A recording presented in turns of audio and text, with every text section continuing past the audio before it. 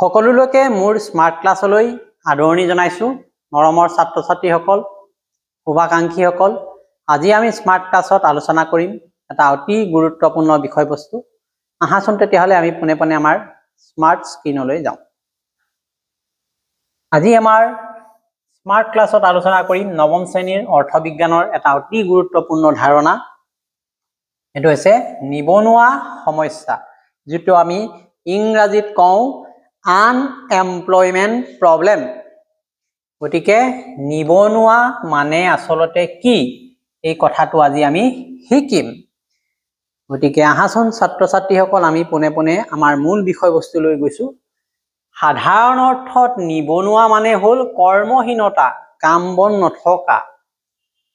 দ্বিতীয়তে, যিসকল লোকৰ কাম কৰাৰ ক্ষমতা আছে, এক নম্বৰ কথা, ইচ্ছাও আছে, দুই নম্বৰ কথা, কিন্তু তেওঁলোকে কোনো উপযুক্ত কাম কৰাৰ সুযোগ নাই পোৱা, অৰ্থাৎ তেওঁলোকক আমি কি কম এতিয়াহ'লে? নিবনুৱা বুলি ক'ব লাগিব। কাৰোবাৰ ইচ্ছাও আছে কাম কৰিবলৈ, তেওঁলোক উপযুক্ত, কিন্তু কাম কৰাৰ সুযোগ সুবিধা তেওঁ এতিয়ালৈকে পোৱা নাই, গতিকে তেওঁ কি হ'লে? নিবনুৱা। এতিয়া অৰ্থবিজ্ঞানত নিবনুৱাৰ আকৌ কিছুমান ভাগ আছে, প্ৰকাৰ আছে। এই প্ৰকাৰবিলাক কি কি আমি আলোচনা কৰোঁ আহা। নিবনুৱাৰ প্ৰধানকৈ দুটা ভাগ পৰিছে, দুটা দৃষ্টিকোণৰ পৰা। বিশেষকৈ গাঁৱত থকা নিবনুৱাবিলাক গ্ৰাম্য নিবনুৱা, আৰু চহৰত থকা নিবনুৱাবিলাক নগৰীয়া নিবনুৱা বা চহৰীয়া নিবনুৱা। গাঁৱতো আকৌ অকল নিবনুৱা বুলি ক'লে বহুত ভাগ আছে। গাঁৱত কেনেকুৱা কেনেকুৱা নিবনুৱা থাকে সেইটো আমি জনা উচিত নিশ্চয়। ঠিক আছে, গ্ৰাম্য সমাজত, গাঁৱলীয়া সমাজত দুই প্ৰকাৰৰ নিবনুৱা দেখা যায়। প্ৰথম যিটো নিবনুৱা সেইটো হৈছে ঋতুজ নিবনুৱা, ছিজনেল আনএমপ্লয়মেণ্ট। অৰ্থাৎ আমাৰ গাঁৱত ঋতু অনুসৰি মানুহ কাম বন নোহোৱা হয় কেতিয়াবা, গতিকে ঋতু অনুসৰি যিটো নিবনুৱা সৃষ্টি হয় সেইটোক কয় ঋতুজ নিবনুৱা। বছৰৰ কেৱল কিছু সময়ৰ বাবে নিবনুৱা থাকে, বাকী সময়ত তেওঁলোকে কাম কৰে। উদাহৰণ এটা লওঁ আমি আহাচোন।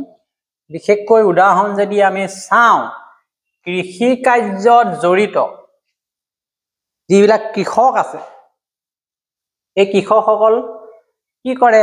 খেতি বাতি কৰে।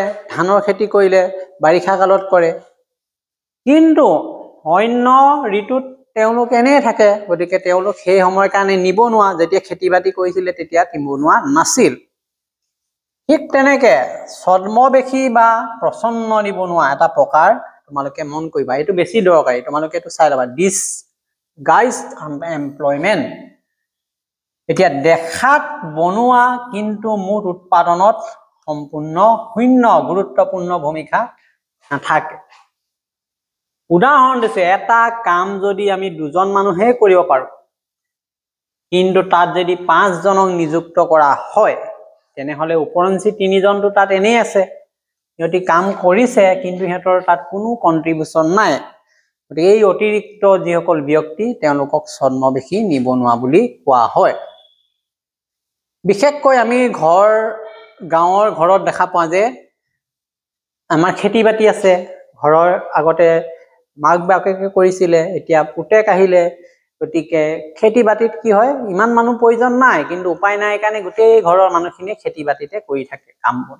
গতিকে তাত যিমান কেইজনৰ প্ৰয়োজন আছে সেইকেইজন নিবনুৱা নহয়, কিন্তু অতিৰিক্তভাৱে এনেই যে কাম কৰি থকা ব্যক্তিবিলাক, এইবিলাক হ'ব ঋতুজ নিবনুৱা, ছদ্মবেশী নিবনুৱা। এতিয়া গাঁৱৰ ক্ষেত্ৰত এইটো ক'লো। এতিয়া নগৰৰ ক্ষেত্ৰত কি হয়? চহৰীয়া নিবনুৱা দুই প্ৰকাৰৰ। এটা হ'ল ঔদ্যোগিক নিবনুৱা। ঔদ্যোগিক নিবনুৱা, যিবিলাক উদ্যোগত কাম কৰা ব্যক্তি হঠাৎ কাম বন হেৰুৱায় বিভিন্ন কাৰণত, এইবিলাক উদ্যোগিক নিবনুৱা। চহৰৰ কাৰখানা, কল কাৰখানা, এইবিলাক উদ্যোগ ক্ষেত্ৰত কৰ্মসংস্থাপনৰ অভাৱত কেতিয়াবা নিবনুৱা সমস্যাৰ সৃষ্টি হয়। উদাহৰণস্বৰূপে নতুন উদ্যোগ স্থাপন নোহোৱাত চহৰৰ বহু লোক নিবনুৱা হৈ পৰিছে। শিক্ষিত নিবনুৱা, গতিকে এইটো আমাৰ লগত জড়িত। যেতিয়া পঢ়া শুনা কৰি কলেজ বিশ্ববিদ্যালয়ত মানুহে শিক্ষা লৈ আহে, কিবা এটা কৰিম বুলি আশা পুহি আহে, কিন্তু ঘৰত আহি দেখে যে একো কামত নাই, এনেই ঘৰতে থাকিব লগা হৈছে। তেওঁলোকে পঢ়িলে, তেওঁলোকৰ ডিগ্ৰীবিলাক গোট খালে, কিন্তু কাম কৰিবলৈ যোৱা সময়ত তেওঁলোকে একো তাৰ পৰা উৎপাদন কাৰ্যত জড়িত হ'ব পৰা নাই। গতিকে উপযুক্ত শিক্ষাগত অৰ্হতা স্বত্তেও কৰ্মসংস্থান তেওঁলোকে লাভ নাই কৰা। গতিকে কি হ'ব, তেওঁলোক নিবনুৱা। যেনেকে BA MA এইবিলাক ডিগ্ৰী পালে আৰু বহুতো শিক্ষাৰ্থী চাকৰি নাপায় এনেই আছে। এই কথাকেইটা আমি আলোচনা কৰিলো। এতিয়া আমাৰ শেষত আমি কি বুলি ক'ব পাৰো, আমি আলোচনা কৰা বিষয়টোৰ লগত তোমালোকে কেনেকে জড়িত হলা বা কি কথা ইয়াৰ পৰা জানিলা, থুলমূলকেতো আমি জানিব পাৰো, সংক্ষেপেতো ক'ব পাৰো যে এই কথাখিনি আজি আমি পঢ়িলো, এই কথাখিনি মূল বক্তব্য এইখিনি। গতিকে আমি চাওঁ আহাচোন। গতিকে প্ৰথম কথা, নিবনুৱা সমস্যা ভাৰতৰ যে এটা ডাঙৰ অৰ্থনৈতিক সমস্যা, সেই কথাটো তোমালোকে ইয়াৰ পৰা জানিলা।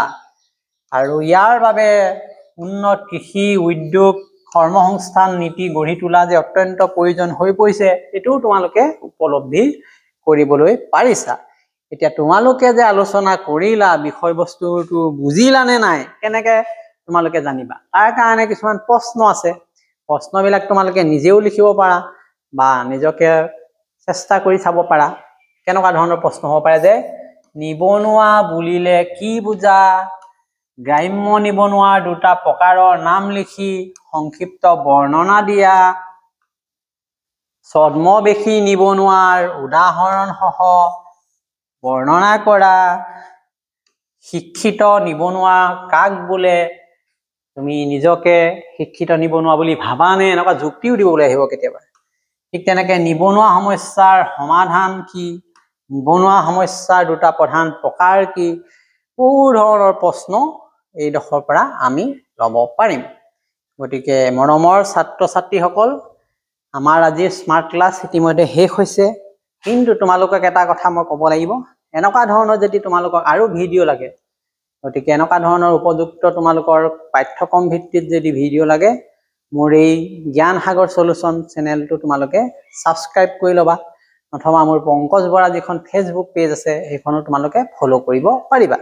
গতিকে এনেধৰণৰ আৰু নতুন ভিডিঅ' লৈ অহাৰ প্ৰতিশ্ৰুতিৰে আজিলৈ আমাৰ স্মাৰ্ট ক্লাছ ইমানতে শেষ হৈছে। ধন্যবাদ।